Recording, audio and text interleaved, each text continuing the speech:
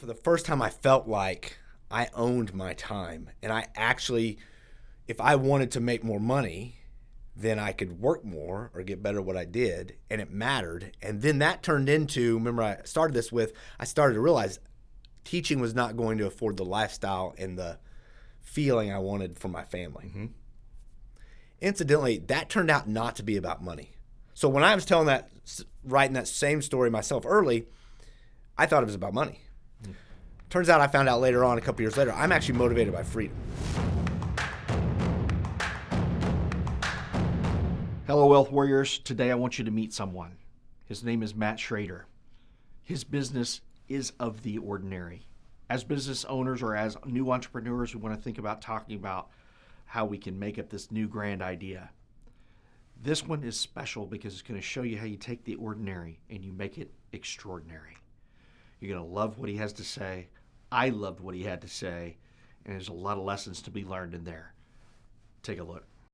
Matt Schrader, thank you for coming in. I know you're a busy guy. I want to get a background history of you. The reason I do is because, man, you were a teacher.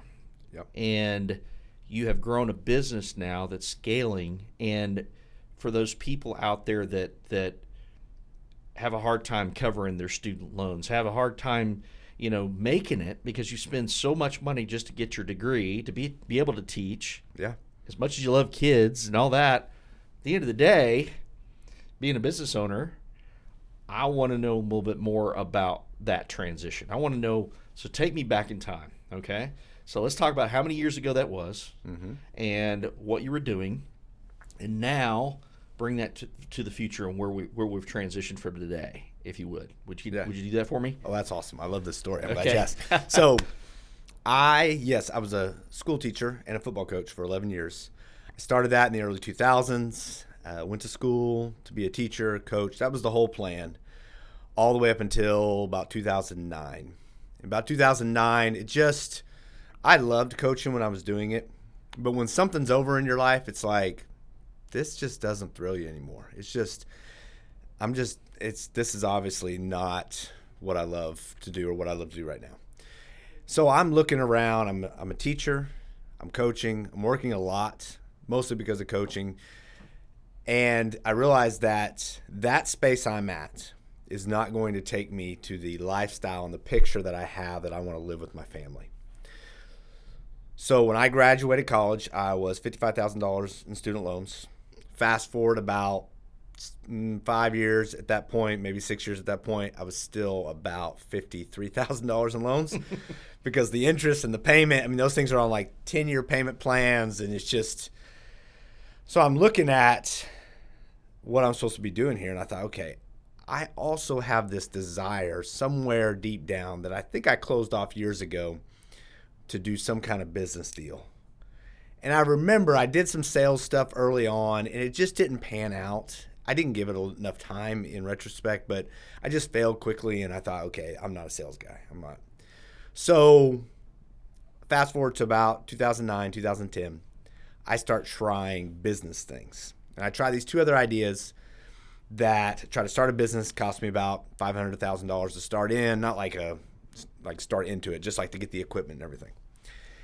Well, I failed both of those, and they weren't taking off. I didn't like it. And I got to August. So I'm a teacher, so I'm teaching through to June.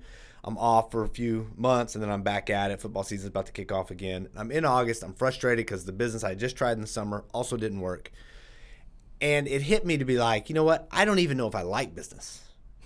I think I'm scared of it because of these sales experiences I had that I'm grown up enough to know now. Maybe it was just being a kid. Maybe it was because I was young and in college. There's a lot of those things going on.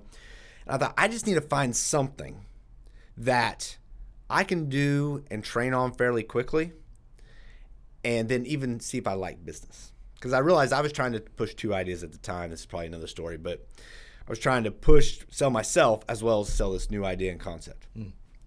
So I'm repping through all these different trades. Trade.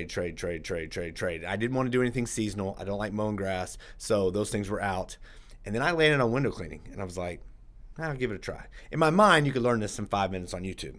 Spoiler alert, you can, but then you can't. Like, yeah, you can, but it's way more difficult and involved than it is. So I decide, you know what, I'm going to be a window cleaner. So I did. I watched YouTube, a bunch of different things. And at this time, I really just was like, Lord, I don't even know if I like this business idea. I'm a teacher. I just know that I'm capped off. Teachers have a schedule. You're going to get paid. I mean, I knew what I was going to get paid when I was 50. So you're stuck there. So I was like, let's try this. So I asked a couple people, can I clean your windows? They had little storefronts of, 8, 9, 10 windows. I do it. Kind of like it. Get to January, and I decide, you know what? I'm going to put some time in the winter on this. I've got a little extra time, not coaching anything. School's over about 3:30. I'm going to push it to the spring, see what happens. I get to the spring. I still like it. I actually like window cleaning itself, just the profession and trade. It's clean. It's kind of fun. You can kind of disconnect from life. And then it turns out I kind of enjoy this interaction with clients going back and forth. So I get to March. I'm like, okay, I'm going to do the hard thing. I'm going to go do cold call sales, like walk in the door. Hey, I'm Matt, and I'm going to clean your windows. So I did, and I walked Main Street, Broken Arrow, and I got about 6 jobs. And I liked it. Right. I got over the fear of like, listen, when you're first walking in, especially 10 years ago or so, 12 years ago, I'm trying, like, $20. Like, they got $20 in their pocket. So to give some guy who's also a school teacher and all that, it wasn't a huge turnover. But for me, it was a big, big deal to walk in somebody I didn't know and be like the weird guy asking them to do stuff for money. That's what's going through your head. So fast forward, I enjoy that. I say, okay, I'm going to give the summer a try. And I did one of those discount coupon things where it's 50% off, 50% off, 50% off. And I thought, so I had set myself little milestones. And I gave myself the out to quit.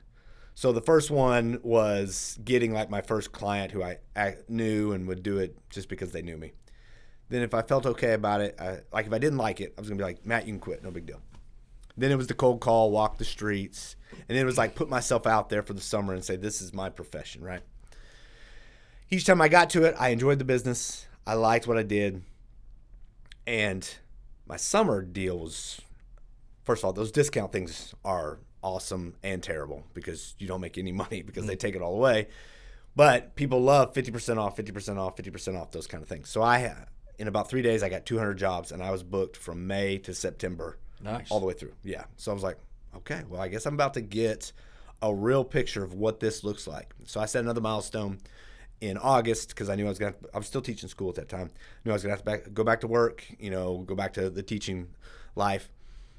And, man, I loved it. That summer was a blast. It was the first time I had the feeling of my money matched my effort. That was the frustration I had with teaching is like, man, I could work my tail off. I could work, especially now, I was at a great school at the time. It was a private school here in town. But previous to that, I was at some public schools in some other states.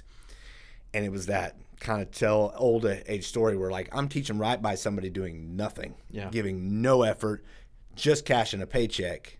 We're getting the same as you. And a lot of times they're getting paid more because they've been there for a few more years. So, boy, that frustrated me. I didn't know that's kind of that entrepreneurial drive. That's kind of that, 100% commission kind of gutsy kind of mentality kind of coming out.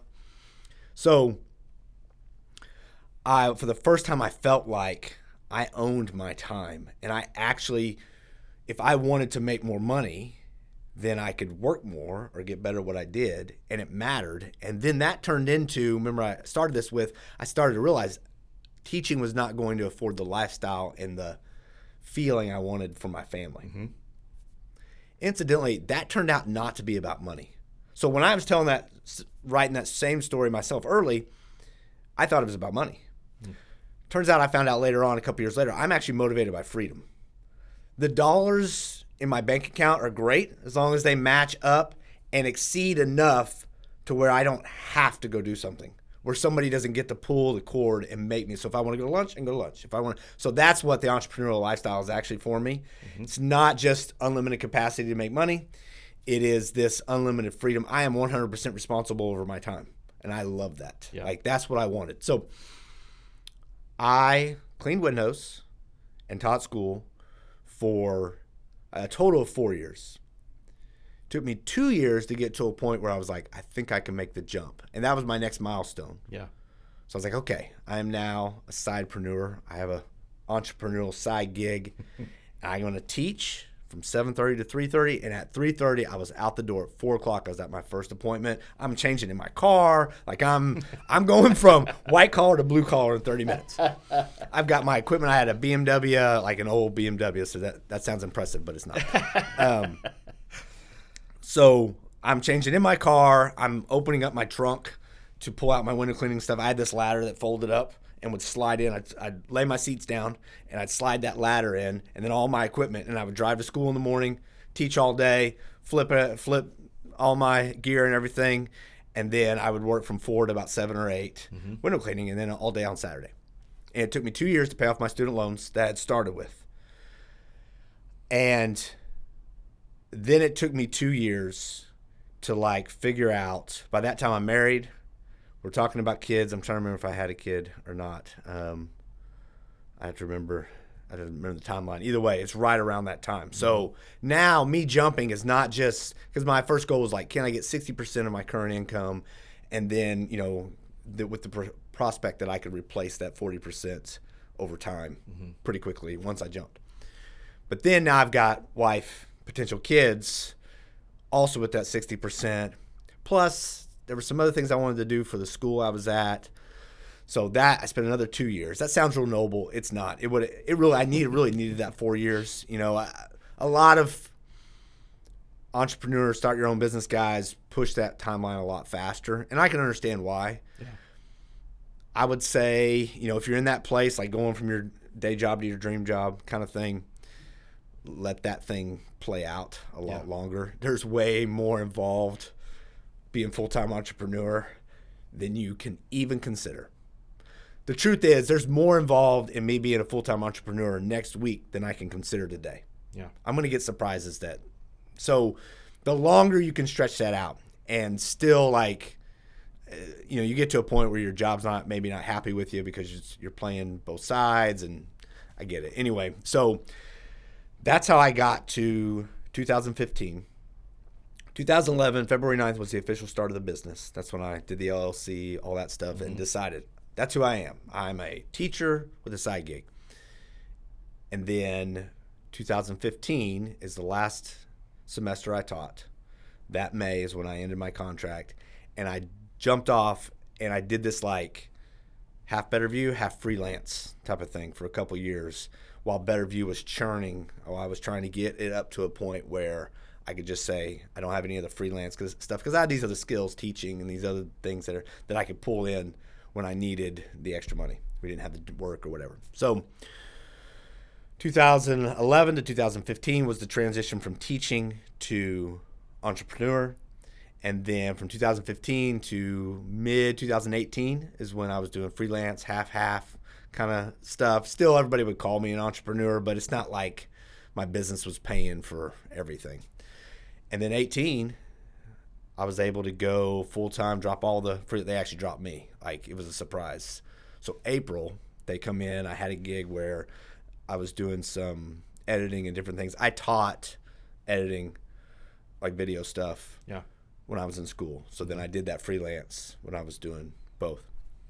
So I was doing some editing for a program, and they came in, and they were like, hey, show's over. I'm like, oh, well, that's my whole job. And they're like, yeah, you're done. Like, they were nice about it, but basically that was it. And it was a full commission type gig. So, like, it's not like I got, hey, you get 2 weeks paycheck. It's like you're getting paid as you pull in advertisers and all that stuff. So it's done. It's over. We're sorry.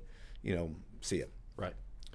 So then it took me 6 weeks, and I went from losing a whole bunch of income to that next 6 weeks, Better View. Now, fortunately, it's April. I told you earlier before the show started, my season starts in April. Yeah. So all of a sudden that phone starts ringing, and I'm just like, all right then, giddy up, let's do this. So every phone is yes, yes, yes, yes, yes, yes, yes, yes, yes, and I just maxed it out, and I am still, to this day, now I'm blessed to be, I've got 4 full-time guys. They've got great opportunities, great jobs. I still have the opportunity to have full responsibility over all my time, full responsibility over all my money. Man, it's a blast. So I have gone truly from a day job to a dream job, but truthfully, my dream job is not. It's not what would have planned it to be. Of course, everybody tells that story, but the dream job is not necessarily. I mean, I don't know that anybody, if I tell anybody this, that they would say, "Oh yeah, run a window cleaning business. That's my dream job. That's everybody's dream job." Right. But truth to honest, like it hits everything I am. Like I love it. It's clean. It's not seasonal. It's fun. It's easy to get moving and get going. You can do the business side of it. It's unlimited. It's capacity. I mean, there's glass everywhere. So does that give you the background you're looking for? Yeah. So I got a couple of questions. So at what point you got married when? This is a test. I got married in 2012. Better get this right. Yeah. Your wife sees this video. She's like, yeah. You don't know when we got married. Exactly. Now. Yeah. I got married in 2012. Okay, that's Jessica. So yes, to Jessica. Yeah. And so 2012, she went through the transition there a little bit with you. She did. So here's the question I have. A lot of entrepreneurs have a hard time getting wife on board. Yes. and that mindset of the insurity, because my wife, I'm speaking from experience, they like security. They don't jump and then pull the parachute or check for a parachute. We're just jumping. Yeah, they got a parachute. True. They're Yes. ready. They got wings. They got something. Yeah. And so tell me about what those discussions were like, and what advice would you give as far as communicating that for that vision for the future that you have? That's good. That's real good. So the backstory of my 2 to 4 years, in retrospect, is a lot of that. It wasn't me 2 years trying to convince her that everything was going to be fine. Okay. In about 2 years, I hit my mark for myself. I don't know if this is a business thing or not, but for me, I wanted to feel like I needed 60% coming in from Better View. So the day I cut off teaching, I had 60% of what was 100%. Mm-hmm. Jessica was working. She's fortunately found a job that she is able to work from home. So she still does. She was working then, and she was working out of location. Now she's able to stay at home and do some stuff in the evening. I got to tell you this because I got to brag on myself. We just eclipsed this year Betterview 100%, where she doesn't have to work. Awesome. So to match our lifestyle, Jessica did not want to take a hit on lifestyle. And I can totally understand it. We got married in our 30s. So by the time you've exhausted your 20s, the whole excitement of like living on pennies and peanuts is kind of... It's getting old. Yeah, it's stale kind of that point. So from that 2-year mark that I hit the 60% to the next 2 years, Jessica was walking through what's it like to believe God.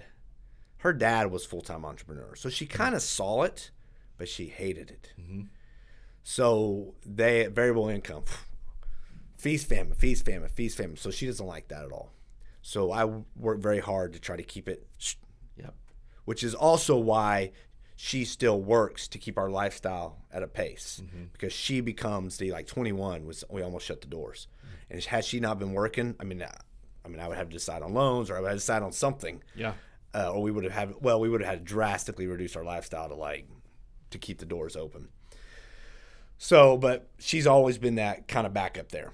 So then in communicating that, lots of appreciation for that. I think Jessica had to feel valued in that space. Mm-hmm. That truthfully, she had to get from her relationship with God first, and then it would come through being able to see it happen here. Yeah. What I could do is communicate the clarity of it, answer all the questions, which was honestly very difficult from my own impatient sense. And this is where I had to really had to grow, because Jessica had a lot of questions I had already answered in my heart, because I did the numbers in my head. Mm-hmm. I'm every day in it, but Jessica's not. And stopping to communicate that to her is, and so I went as far as to listen to the marriage guys and say, communicate it. Yeah. But answering questions, I just said it. I explained it. Like, why am I having to explain this again? Why am I have to paint this differently? Why are we talking? We decided on this last month. Why are we talking about this again? She's walking through her own growth of even feeling, like you mentioned, security, big time. Like, we're opposites in that. And usually the person you marry is an opposite. Yeah. So entrepreneurs tend to have these, like, I need zero security in my life. Yeah. And that's me. Like, I don't, because my security is in what I see in the future. It's not in where I'm at right now. So if I've got nothing under my feet right now, as long as I'm banking on the fact that I have something in the future, I'm okay. I'm comfortable. And that's so hard for people to understand. It is. Because it's a different mindset. If you are not an entrepreneur mindset, it's strange. They look at you like a cow at a new gate. They're just like, I don't understand this guy. It's Or true. girl, because there's plenty of women that we have in the seat that are entrepreneur minded, Yeah, and yeah. they don't understand the drive and determination, the willing to jump off that cliff, Yep. and the stability you're leaving behind, because you can't grab onto something over here unless you let Right. it go over here. Now, you've Right. done a pretty good job of dovetailing that over Yeah. a period of time. Yep. So I love that, because it's not always going to be a jump. It can be a transition, but eventually you're going to have to make the decision, like you did, to cut the other off, because it's going to keep you from growing on the other side. Would you Yeah. agree with that? Oh, 100%. Okay. And I definitely saw that in the 2 years that we were trying to work things out. In retrospect, it's worth it, because my wife and our relationship, her value as a person in my life is more important than maybe the extra growth I would have had that 2 years. The other side of it is your wife is so important to be on board and support. It's very possible that I could have ramrodded it, and I'm good at forcing the issue, real good. She would call me a bully very quickly. So I could have forced the issue those 2 years. And maybe from a outside perspective, I would have grown faster in those moments. But fast forward several years after that, when I needed Jessica's support, had I not had it, because I just ramrodded through that, it's very possible I would have lost that growth. And from the overarching 10-year plan, I may not have grown at all, because I would have lost due to the support.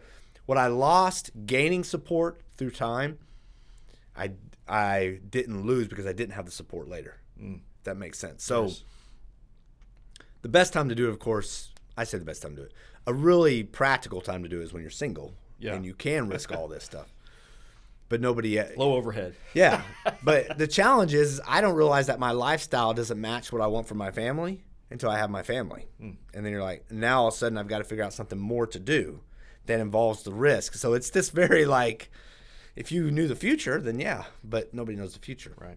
So honestly, we're still in a similar spot, even though I'm excited because Betterview has not just eclipsed and it can pay all the bills, but there's a strong forecast for the next couple months for it to maintain it.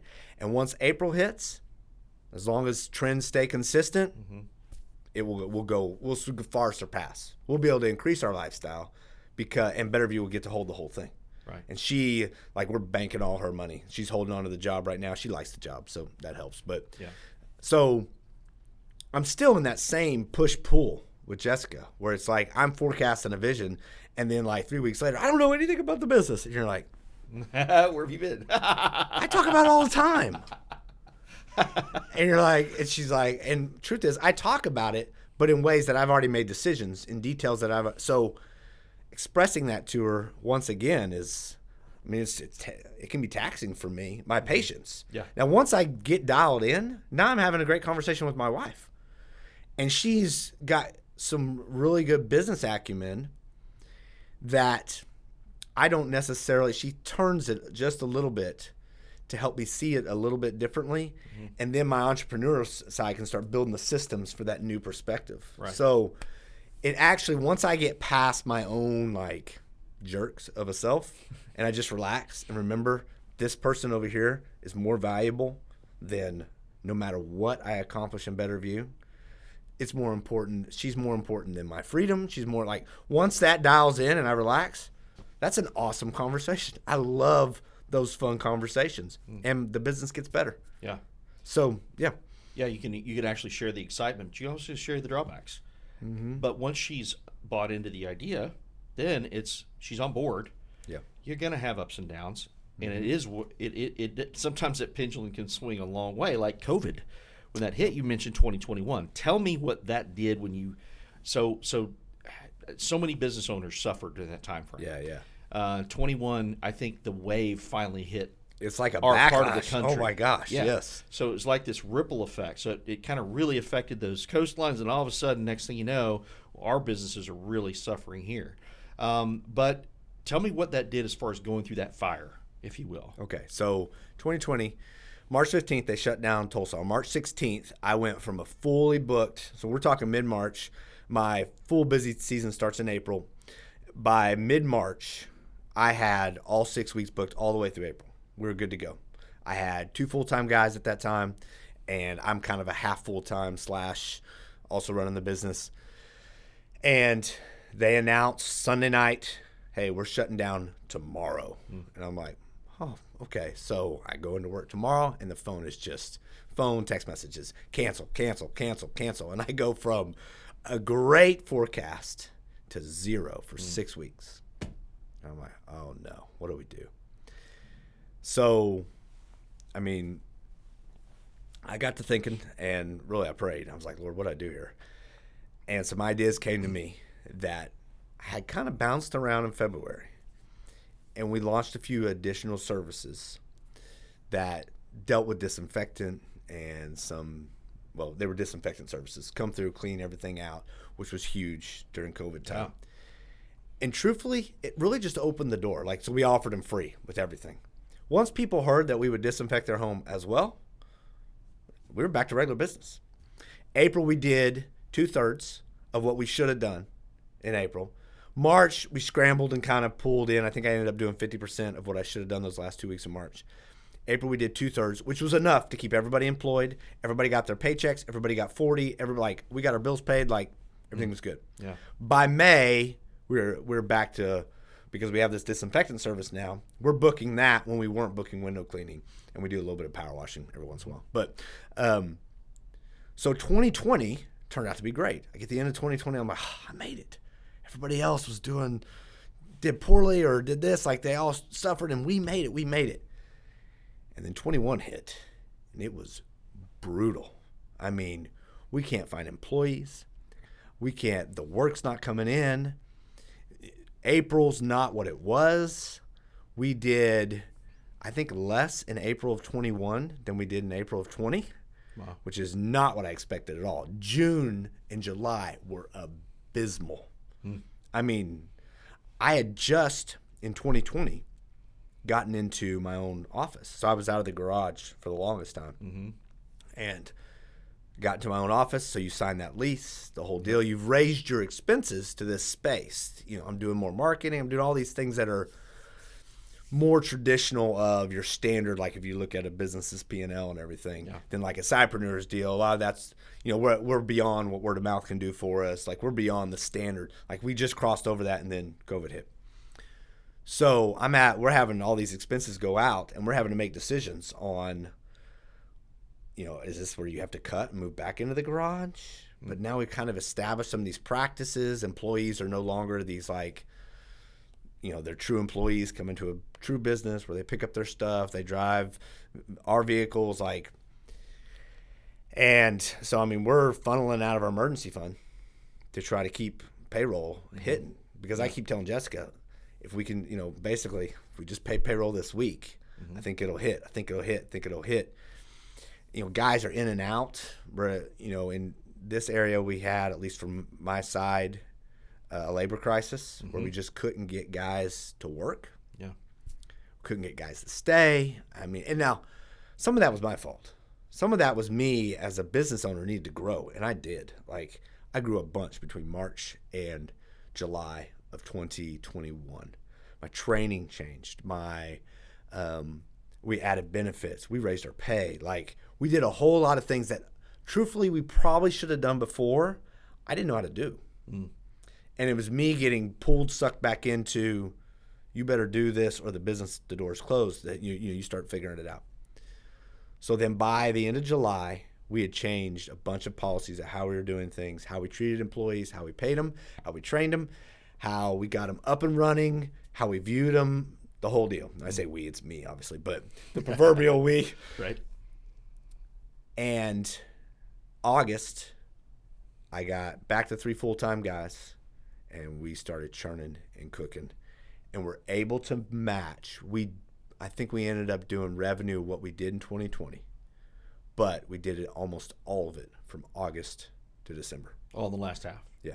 I mean, just everybody getting overtime, everybody working like late, long hours, and including me. Like, I'm cleaning and sales and all that stuff. And then, of course, 2022 was great. I mean, all those things we had to change in 2020 to adapt and adjust just made 2022 awesome because people were happy. I didn't know my employees were unhappy. I just didn't.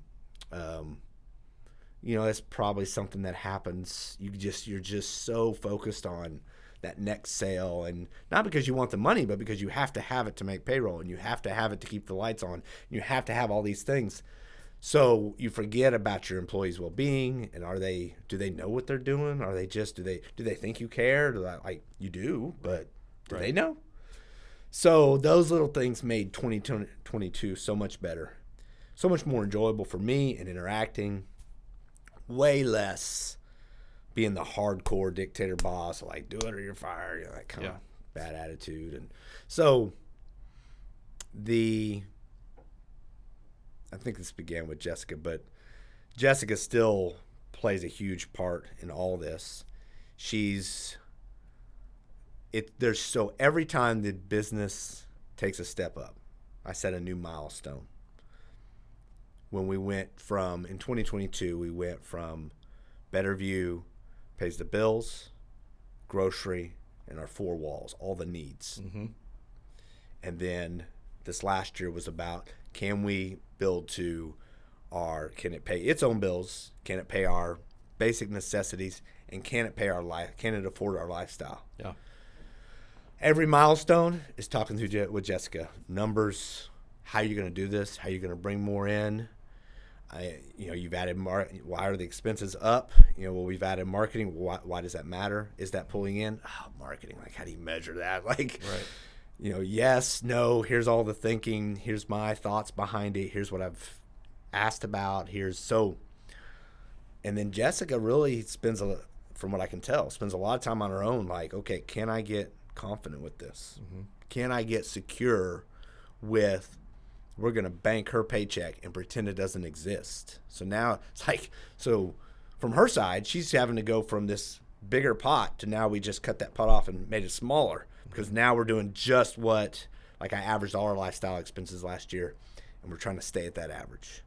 So Better View can do it and really hold it. And then hopefully in April, if there's a little more, we get to have a little more fun. And see, this is something that I try to get through as a business coach, and what I'm trying to tell people for the most part when they're building a business is they have to have patience in letting the business grow. Yes. At the same time, not stealing from your business. Yes. Not taking from it. Yes. Too soon. Yes.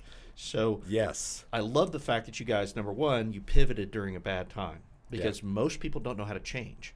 There's 3 things, or really 2 things we've always been taught that are sure in this world.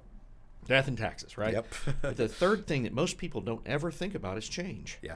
Everything changes. Yep. And as a business owner, if you don't change, if you don't morph, it's detrimental, and it can end businesses. You probably saw businesses go out of business, maybe even some of your competition. I don't know.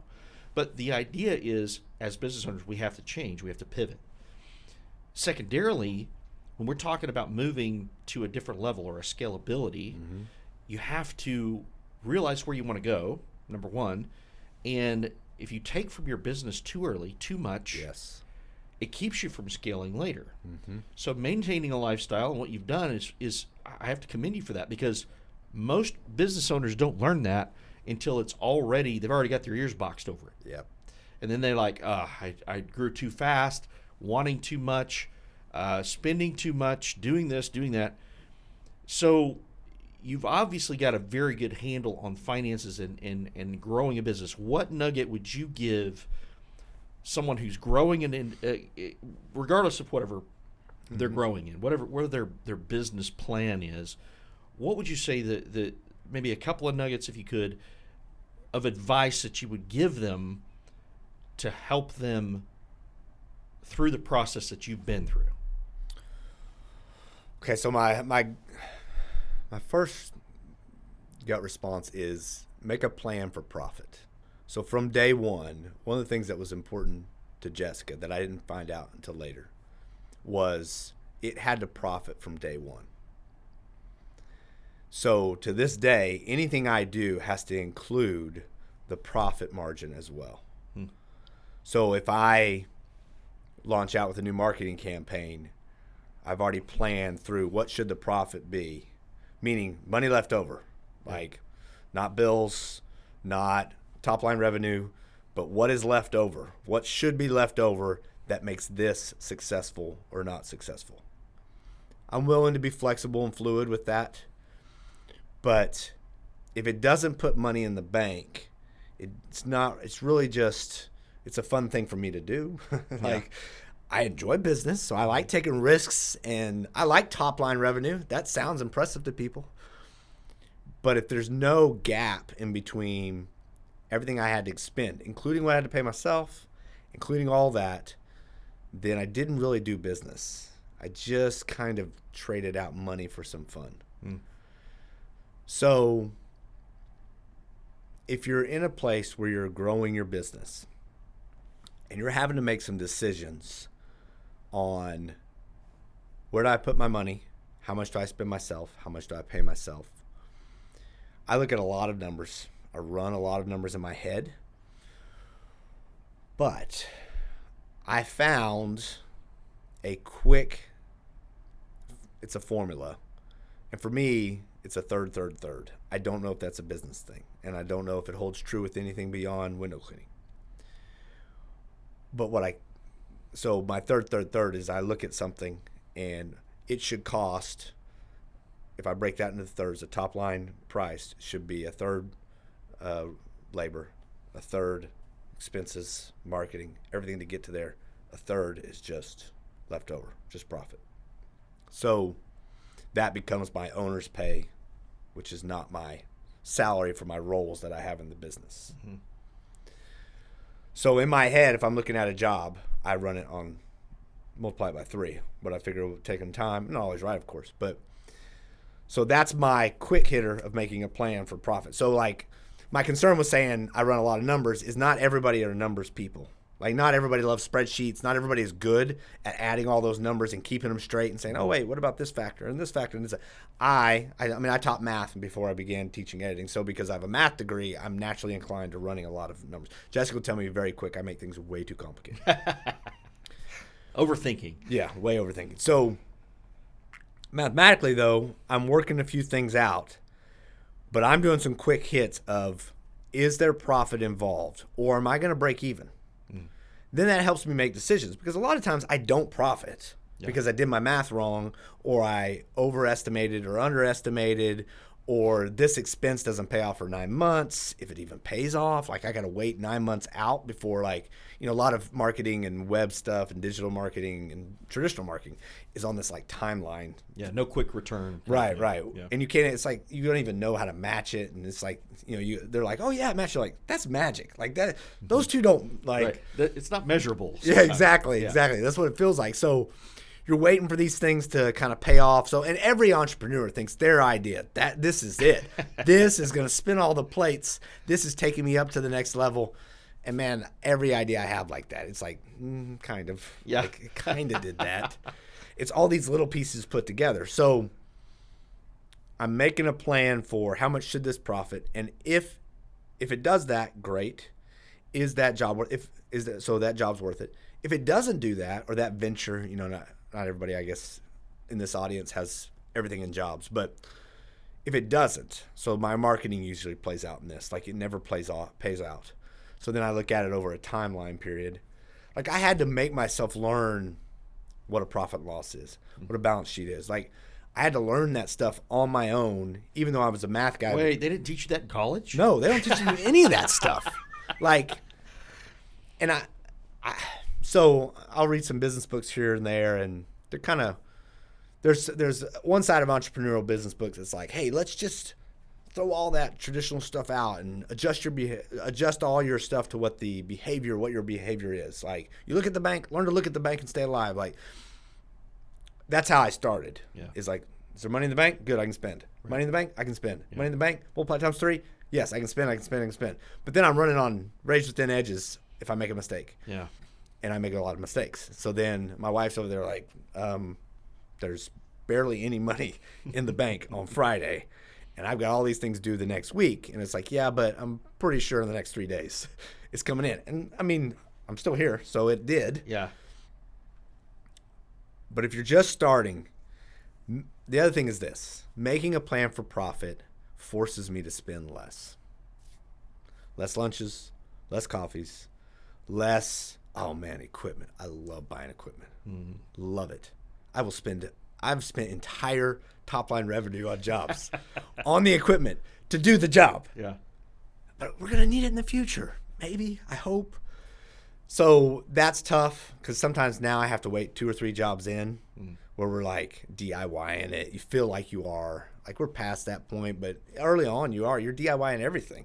You know, you're taping things together and like pretending you're a professional while you're using something from Lowe's. You know, it's so planning for profit, because that business has to make money or it's just a hobby. Somebody else said that, not me. But if a business doesn't make money, it's not a business. Like, it's not, even if it's just a side gig, it's still got to make money. Like, after you pay everybody, including yourself. So, and for, well, I don't want to get off that, but so when I make a plan for profit, to make myself think, okay, what should this make me? Every decision I make, sometimes down to like sales calls, like, you know, coffees and things like that. What should this make me? It forces me to go, wow, I can't spend that. Or I can't, man, that equipment right there is $6,000 and I really, really want it. Man, it would build the efficiency of my business so much faster. Yeah. But I don't have the money. This top line job over here may afford that, but not once I pay all my bills and divide it by 3 and pay myself, pay my employees. Oh, the money just keeps disappearing and disappearing and disappearing and disappearing. So then when I look at it's going to make this, then that helps me. It because my main goal is to make money with the business, it relaxes my emotions that likes to spend. That thinks, oh, all I got to do is invest in this and it's going to turn over so much more. Right. It makes me go, really? And then I can make real decisions about, and truthfully, like, I do everything except for make the final call before I talk to Jessica about it, usually, at this point. Mm-hmm. It's too much stress. Yeah. To dial her back and forth with what's going on here. Right. So you almost got to work the math, show your work. Yep. Come back and say, okay, here's what I've arrived at. Yeah. And then what do you think? It's that's exactly what it is. Like, okay. And a lot of it is, am I thinking right? Like, she's a good buffer for me getting excited about the next thing I want to buy. She pulls Charles' back a little bit. Yeah. Brings us back to reality. Exactly. It's like, well, what did you think about this? I was like, I did think about that. This is what I think. What do you think about this? Like, well, I mean, I don't think it's that big a deal. Like, and we'll get to the end, and most of the time, she's mostly on board. Mm-hmm. Sometimes she's like, yeah, I think this is the right decision. Sometimes she's like, I don't know. Like, let's let it play out for a little bit, and then I'll give it another month. Yep. Kind of because my emotions just lie to me. Yeah. Well, and that's a big thing. A lot of people get so wrapped up in emotions. And when I'm teaching people in a financial plan and things of that nature, emotions can wreck a financial plan. It can wreck a business. Yeah. All because of those knee-jerk reactions. We think it's awesome. This is going to be the best thing ever, or whatever, whatever that might be. It gets to the point where it's just like, you've got to have that person in the background going, time out. Take a tick here. Take a deep breath. Yep. Step back, and let's look at this from maybe a different view or something in that nature. And next thing you know, how many of those choices where you got really excited about something like that, did she actually come in and then you ended up not doing it? A lot of them initially. I think eventually they come about, but I'm usually too early. Gotcha. We landed on a company. So this is an example of kind of how things usually work. We ended up landing on a company that helped us market digitally better. I don't know that. I mean, don't go to our social stuff and be like, these guys know how to do it. Like, that's not what I'm saying. But it turned out like all the other stuff we did was just terrible. It was just a waste of money. It's like, this is bringing in nothing. This actually brings in, there's a correlation of, and it took me about 2 years to get through conversations with Jessica where we both felt like this is a good decision. Good. I would try things, and it's like, there was things I tried and didn't talk to her about, and it was a bad idea. And then I would say, hey, I think I found it. This is the answer to that. And we talk through it, and by the end, I'm like, yeah, it's not that great. This is my hopes and dreams that I can finally get rid of this project of how to market on the web, my services. Like, I can finally, but it wasn't the answer. Yeah. So I go back to the drawing board. And I start looking at things, talking to other people. How are they doing it? And then, eventually we landed on something. So I would say about 7 out of 10 of my ideas do we eventually do. 3 out of 10, the answer is it's just a bad idea. And Jessica kind of turns the perspective on that. Yeah, and then probably 2 out of 10, do we pull the trigger the first time I explain it to her. Yeah. It's usually a few more conversations, which are fantastic because it makes me rethink. Her question is always, well, how are we going to provide for these people? Yeah. I now have 4 kids, a wife, a home, those things that I will consider every once in a while, like selling the house, things like that. But she will never consider it. Yeah. It will not ever be on her mind. I know. We could just have a bed, a pillow. We're good. Exactly. That's what it feels like. Yeah. So a lot of business owners, when I'm talking to them, or new business owners, hey, I'm looking to be an entrepreneur. I try to talk them out of it first, because one of the reasons is they're like, oh, I want to control my own hours. Okay, well, you're going from working 9 to 5 to 24/7. Yeah. Number one. Yeah. Number two is now you have to realize that you got to rein in your emotions like never before. And number three, you've got to make sure that you're not doing something that has so much competition in it where you can't make a living. But there's a lot of people that have. There's a lot of probably a competition in your arena, isn't there? Oh yeah. So the shirt that you have on right now, excellence in the ordinary. Yes, I love sir. it because it's one of those things where it's window cleaning. It's ordinary. It's not something it's not rocket surgery, right? It's just, but it's the design behind it. Excellence comes at a price. That's the fourth thing that I typically talk to people about is excellence comes at a price. But if you're not willing to sacrifice something to get to where you want to go, entrepreneurship is not for you. No, it's not. So what sets you apart from your competition? Obviously excellence, but tell me how that was going to be the better view for a business model. And we'll close with this because I know you're busy, but as a business model, you're coming out with better view, excellence in the ordinary. What sets you apart from what you saw out there that made you better? Okay, I love this. So excellence in the ordinary is our first value. We have 3 values that everything is basically built on. And excellence in the ordinary came to me when I started cleaning windows, and I realized that there was a part of my character that when I got to the end of the house I was working on or the end of my day, I just wanted to cut some corners. I just wanted to be like, I'm tired. Like, let's just they're not even going to look at these windows, right? Like, they probably don't even, they don't. So I was a little disappointed in myself because when I was a teacher, and especially a football coach, we preached excellence a lot.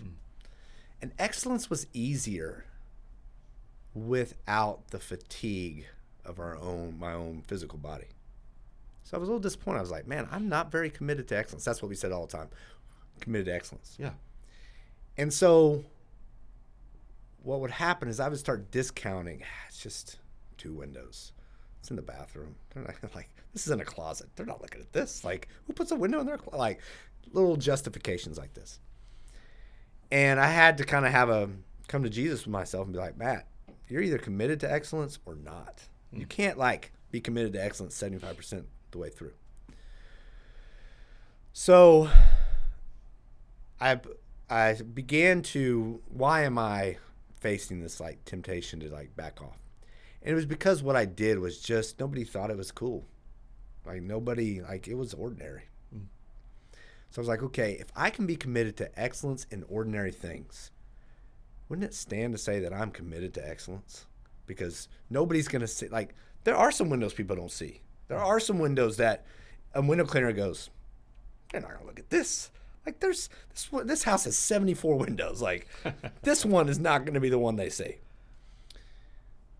But I want me personally and my company, and by virtue of that, the guys that work for me, to be committed to excellence, not because of who I am as a boss or who the client is, but because of who they are.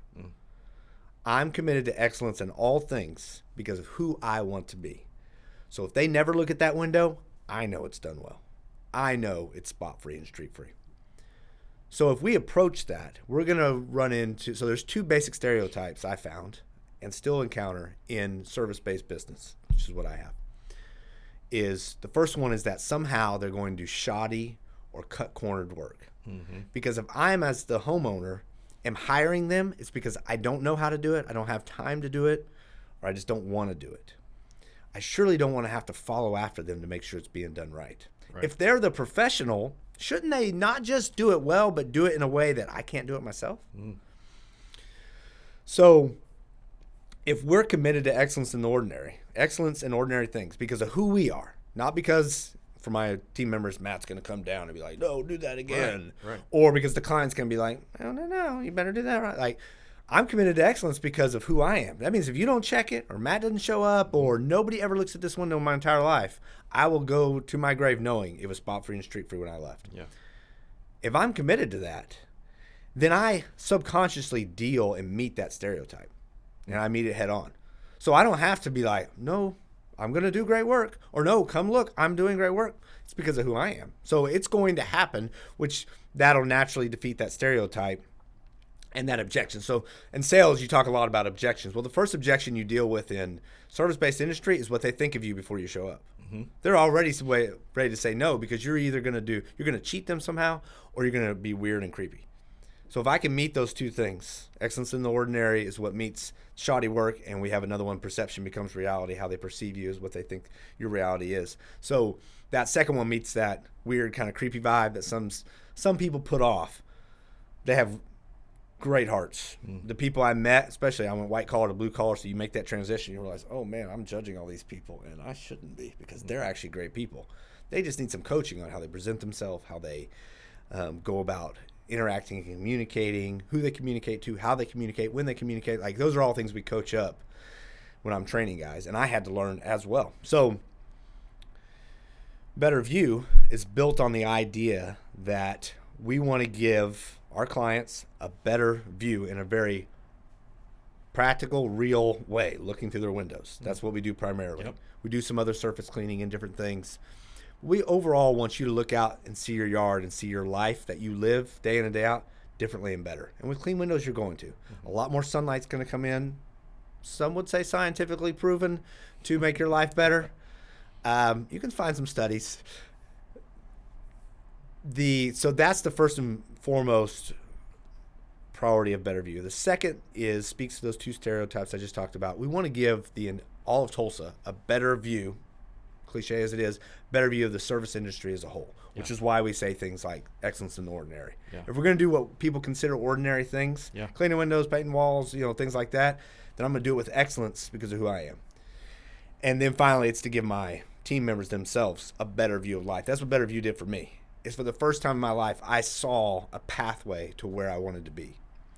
So we talk a lot about how can they see their life differently. If they're landing on my doorstep, it's because they need a better view. That's what I believe. So it's my job to help navigate through there, to give them that opportunity to see their life differently, education-wise, just understanding that, because we pay a portion on commission, understanding that your money matches your effort. So if you can learn to be in a profession or be in a place where your effort matters, then your money will change over time. Your overall success will change over time. So that the question you asked was about the slogan "Excellence in the Ordinary." It's because we've got to be committed to be the top of the top, the best in Tulsa, or the window cleaning they choose. We have to be so committed to excellence in the ordinary that it subconsciously emanates from our presence. Yeah. I don't know, that sounds a little bit weird, but when we show up at that doorstep, they get the sense like, these guys are going to do a good job. They're professionals. Yeah. They're pros. These guys are real. They're really, and if they don't, or if they miss a step here, they're going to communicate about it. That's our last one, is candid communication, where we're open and honest about things that are positive and negative, no matter what. That means if you catch us not doing a window well, you're right, man. Let's get back in there and do it well. We're coming back. We're doing whatever. But we go to great lengths to not have to do that. It's not great business. So, or if we can't do something, that's where it comes into play. We can't, man, this window is, it's beyond cleaning. There's some certain levels where you just can't make it look like what's hoping in their head. Yeah. Whereas I found myself was tempted to hide that. Like, oh, she's going to think I'm not very good at this. I'm supposed to be the professional. Maybe if I just close the blinds and walk past it. That's not excellence. I mean, or that's not candid communication is what that is. That's not being open and honest about positive things and negative things. Sure. The open and honest things, they go to them and say, ma'am, I don't know what's going on. I've done everything I know to do. This window's still cloudy. Now, if we prevent that in the service business, if you prevent them with the facts, it's they know it going in. Yeah. Way easier to tackle. Way easier. And people are way more gracious when you're honest. Like, I can tell. It's amazing how my mind tricks myself to think they're just going to come down. Bro, you're terrible. That's it. I'm not paying. Like, that's what you think's going to happen. And they're like, you know what? The rest of it looks beautiful. We'll shut the blinds. Like, you're like, that was way easier. Honesty was way easier. Yeah, we build it up really bad. Oh, we do. We think it's going to be so terrible. But people get it. They understand. And I think they do appreciate the idea of, or the practice of being candid with them and just being honest. Like, we did everything we could. Yeah. I'm sorry. Like, All right, man. Last questions. We've been very micro to this point. I wanted to, get inside your workings of your business, things of that nature. I want to know, 10,000-foot view, what is your plan for Better View from this point? Where do you see yourself in 5 years? Where do you want to be? Awesome. You've done. I love your questions. They get me. I love questions that get me excited. So, Decision 2024 is coming up. It's a year away, where my wife are going to decide the direction of Better View. So the end game when I started Better View is I want to build a business that this is before I even knew this was a thing, but I didn't want to build a job. I didn't want to own my own job is what I figured out. It was called later, where I basically started this side gig that, gave me 100% 100% of responsibility over my time and money. But fast forward, you have to work in it to make money. Like, that was what I didn't want. I knew I didn't want that. I wanted something that was fully packaged, because if I didn't like it, I wanted to be able to sell it or stop it. Yeah. Remember, all these decisions were forecasted before I knew I even liked what I did. So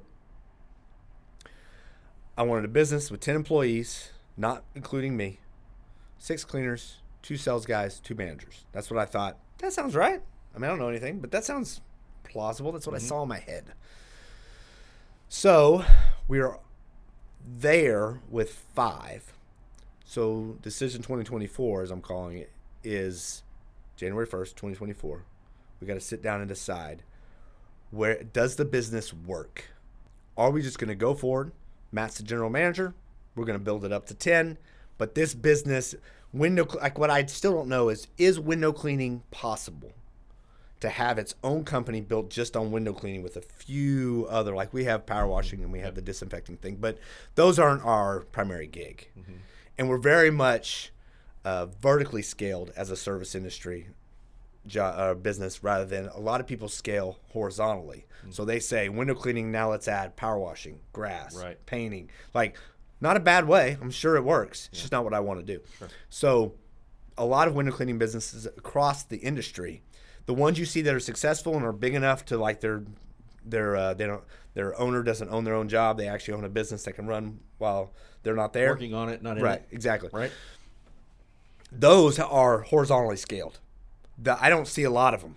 there's one franchise company that's vertically scaled, but it's also a franchise, which is a little bit different. Now, franchises wouldn't be, it's not in the future. It's just not the decision I'm making in the next 5 to 10 years, or next 5 years, really. So that decision is one of three things. We're going to either Matt, this is my job, and I'm the GM, and we have 4 right now. I'm looking for a 5th in this year to build out 1 manager, 1 sales guys, 3 labor guys. See, that's half of my original plan. Then I would just continue. I'm the manager. I've got sales guys. I've got labor guys. And then we just go forward. It's not a bad life. Mm-hmm. Or can it be done where I could actually pay to put somebody in place of the GM role that I basically house, step aside, and then my job is to pour into those 10 as the owner. But then there's enough owner's pay that it still pays me, that third or whatever, that third profit I was talking about earlier. And everybody else is paid well enough to stay, trained well enough to stay.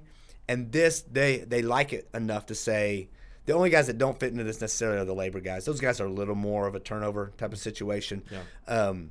But the other guys, you got to look at it and be like, yeah, this pays me what I want to live in life. It gives me enough capacity to grow, vacation, benefits, all that fun stuff. Whereas like a GM, he's not always looking for something else. Can we do that?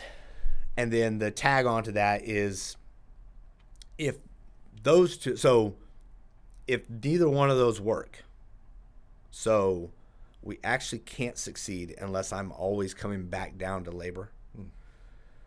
Because I do that periodically.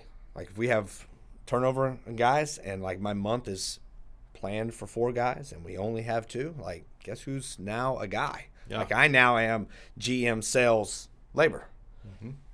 So it's possible because a lot of them are run like that. A lot of window cleanings across the board, especially ones that are built vertically, are the owner is also sales, is also labor sometimes. Right. And sometimes they're all 3. They're just one-man shows. The vast majority of window cleaning companies that I've seen in my research are basically one-man guys. When they're busy, they'll hire a second, like temp work. Yep. That's their gig. And they're fine with that. I'm not. So right. I want a business that I can then sell. So and then, yes, scale. So then those decisions are, if neither one of those can be done, is the decision now I just need to sell the role and start something else. Mm-hmm. What I hope it is I can be the owner, pour into the guys, and then we scale, and then you start asking, how many of these can I build? Yeah, is it something that I can? There's only one franchise I know of that's window cleaning franchise built vertically. Mm-hmm. Are they actually profitable, or are they just bringing a lot of money? Is it actually a good gig? So that's the next decision. So we're on a 5-year plan right now that ends in 24. Okay. The next 5-year plan hasn't been decided because it's contingent upon 2024's decision. Depending on that, depends where the next 5 years goes from there. Right. Good. Very good. Well, man, I appreciate you coming in today, man. This has been a lot of good information. There's a lot of things that people don't necessarily know about running a business that's not just some brand new idea that they came up with and worked up from their garage, like a Microsoft or something of that nature, and people think that they can do that, and it doesn't have to be as a business owner, and you can expand things with excellence. Yeah. And be able to scale those. The lessons you taught them today are awesome, man. I appreciate you coming in. Thank you for all that you do. And, of course, as always, I want you to tell everybody where you're located so they can find you if they want to find you. Yeah, absolutely. Betterview is the name of the company. Betterview Window Cleaning. You might find it on www.betterviewcleaning.com. 918-803-6210. I'll be the one answering the phone. We're not that big. So we're located in Tulsa, Oklahoma. We serve Tulsa, surrounding areas. So that stretches out as far as Jenks, Owasso, Coweta, Catoosa. If you're watching this in the Tulsa area, those will matter to you. That's the gist of what we do. We clean windows. We can do a few other things we can talk about from a service standpoint, and you'll get me or one of my guys. Awesome, man. Thanks for coming in. Yeah, thank you for having me. Yeah, absolutely.